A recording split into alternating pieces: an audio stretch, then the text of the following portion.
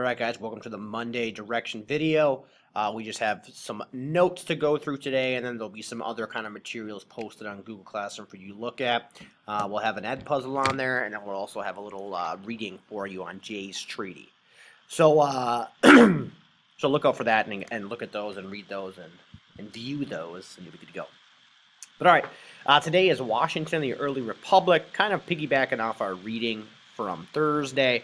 Going through kind of Washington's first presidency and kind of stuff that he did that set the standard or the precedent moving forward. So I've got three essential questions today. What is the presidential cabinet? What precedents did George Washington create? At least two. So we're looking for two things that George Washington did that we still do today, or that was created into law that makes people do it today. And then at the end of this, can you predict which two members of Washington's cabinet will become hated rivals? So we're looking for two members of his inner circle that turned out later on down the line would eventually absolutely despise each other. All right. So the question is, what does the President of the United States do today? If we think about, the roles, the constitutional duties, the actions, historical examples, the president has a wide range of responsibilities and actions that they're responsible for, and we'll kind of go through a few of them today that started off early on. Obviously, the presidential role has expanded since, I guess, America's influence on the world has expanded from 1776 on. So let's kind of just dive into it here. So the background, the Constitution takes effect in 1788. George Washington reluctantly becomes the first president. Remember, he really did not want to do this. He wanted to ride off into the sunset after the Revolutionary War and go back to Mount Vernon and basically live his life out as a standard farmer.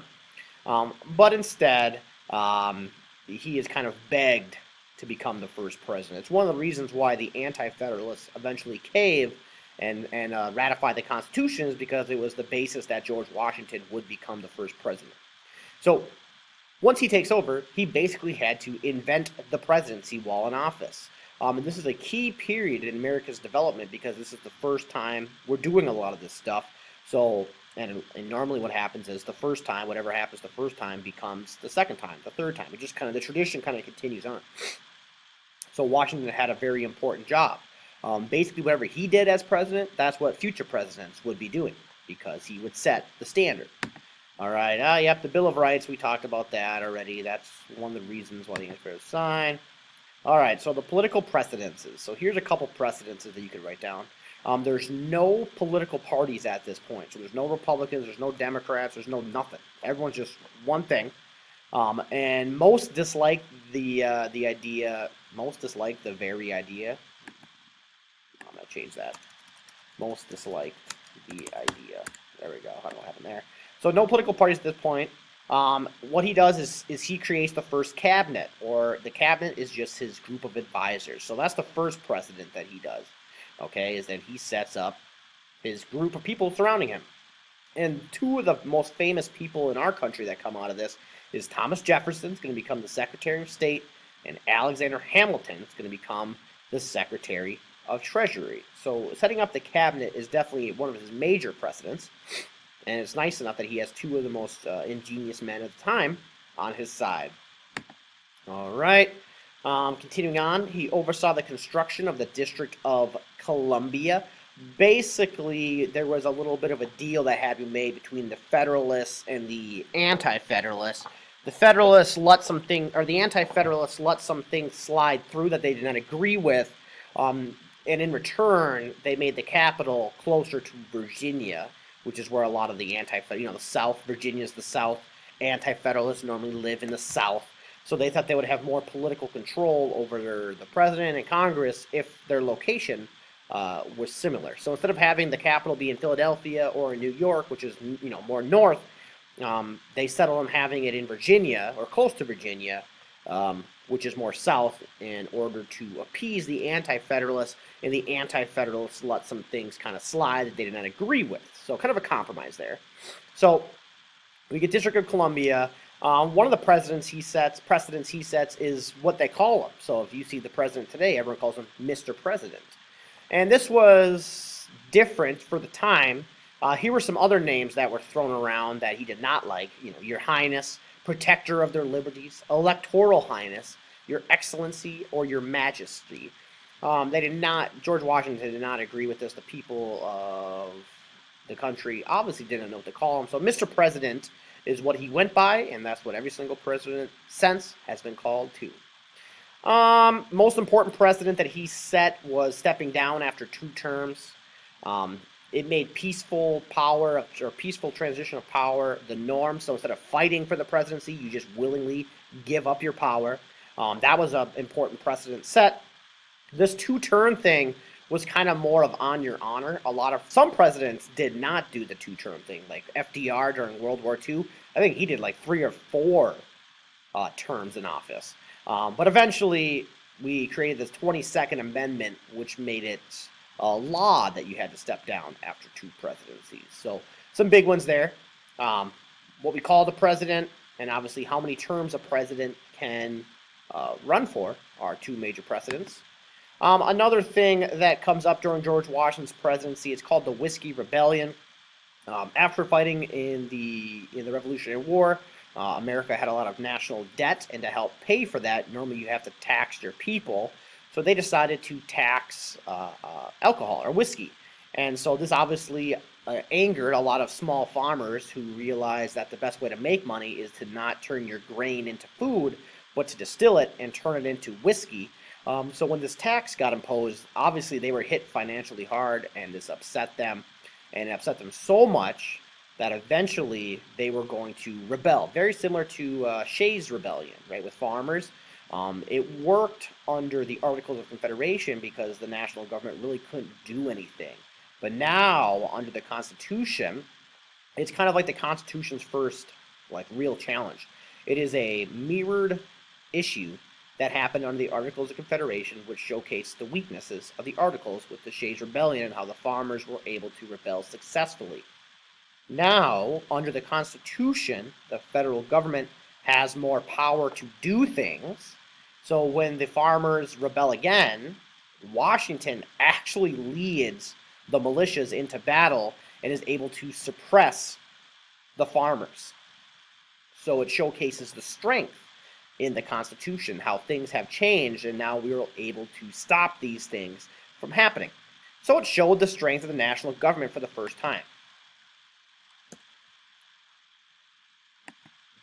Okay. George Washington wanted American neutrality. He warned against entangled alliances in his farewell address. When he left, he made it very clear that America should worry about themselves and not be so worried about alliances with Britain or France, because that just may draw us into big conflicts, which, World War I, World War II, Vietnam, basically every other. We did the opposite of what George Washington wanted. We were not isolationists. Now we are spread across the globe. Definitely we are entangled in many foreign affairs. Another thing we have is Jay's Treaty, normalized relations with Britain and resolved remaining problems after the Revolution. Basically, Britain was, our merchant ships were over there, obviously in Europe trading and whatnot, and Britain would just capture our soldiers and make them fight and join the British Navy. And so George Washington sent this guy, John Jay, over there to basically come up with a solution. And the solution was just normalizing relations, just basically appeasing Britain to hopefully not have another conflict with Britain. But as we know, we get the War of 1812, which is another war against Britain, and we'll get to that a little bit later. But yeah, obviously, since you normally have, during this time, you're either friends with Britain or you're either friends with France. And France, obviously, was our major friend during the Revolution, and a lot of people thought that we should continue our alliance with France. But by doing Jay's Treaty, it is showcasing that we are going to try to become friends with Britain as well, which obviously is going to make France upset with us, and it's going to upset many Americans who thought that France should be our major ally. So it caused a lot of things, all right, a lot of issues. And there'll be a reading on Jay's Treaty, so I'll kind of just leave it at that for right now. You guys will get a little more detailed in the reading. All right. A few social developments during this time period. Constitution of Revolutionary period. We get this thing called Republican Motherhood, which you should write down Republican motherhood will make it on a quiz. The idea that it was the mother's duty to teach their children Republican virtues of selflessness and integrity. So basically, it's your mom's job to teach you how to be a good American. Good women get, here's some good things that came out of it for Republican motherhood. Women get a political role in society, increase education for women. You need to know how to teach, so you need to know the topics, the content, the information in order to teach it to your sons and daughters. The bad, responsibility without rights, so it's kind of your responsibility, but you weren't protected with voting rights, all a million different rights, human rights. Also meant that women's place was in the home and not out in the workforce, because your job, again, was to be at home kind of teaching your kids.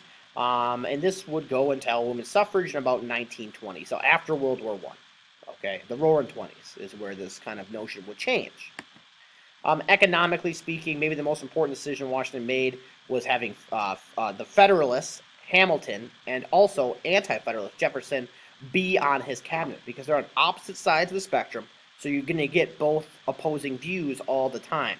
Okay, they're going to kind of cancel each other out, so you'll be able to get, oh, I get what Hamilton's saying, and then Jefferson's going to say the opposite, and you can say, oh, I get what he's saying, and you can kind of find a compromise or make a decision that's more in the middle. All right, well, what kind of economy will the United States create to support the new nation? Well, Hamilton's economic view here is he believed in a public debt, borrowing a lot. He wanted to create a national bank to provide loans for businesses and to deposit federal funds, make strong commercial society with a large industrial sector, make stuff and sell it to other countries, be more of an industrial power. Government should foster business and contribute to the growth of corporations, spend money to make the economy grow, so spend money to make money. And obviously favored tariffs to help manufacturers, and thought the wealthy should run the country. Tariffs would obviously help American businesses compared to international ones. Jefferson obviously would be him and Hamilton are going to become the big rivals, and they have total opposite viewpoints on almost everything. So he opposed the national bank, wanted state banks. He felt that the federal government should not help manufacturers, preferred a farming society compared to a industrial society, thought the national debt was harmful to society, all debt should be paid off quickly, and believed that the common people were capable of running the society compared to the wealthy for Hamilton. All right, and that's kind of their two opposing viewpoints. All right, so this is just the basis on what our country was built on. These kind of views and ideas, we got a little bit here just helping us gain a foothold. So we're going to move forward from Washington's presidency, and we're going to try to move through Jefferson's presidency during this unit. Longer unit, a lot of stuff, but we'll kind of just take care of it piece by piece each day. Go through these essential questions on your own. Hopefully you'll be able to answer some of them. And that's it. Be on the lookout for tomorrow for some more assignments and notes.